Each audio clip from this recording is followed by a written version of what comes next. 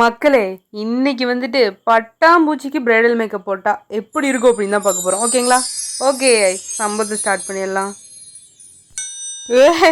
நான் வந்துட்டு பட்டாம்பூச்சிக்கு கேட்டேன். ஓகேவா? ஐயோ ப்ளீஸ் ஏஐ. அக்கா, உனக்கு மனசாட்சியே இல்லையா? ஆ ஆ சரி விடு ஏஐ. ஒரு பட்டாம்பூச்சியோட மூஞ்சி எப்படி இருக்கும் ஃபர்ஸ்ட்?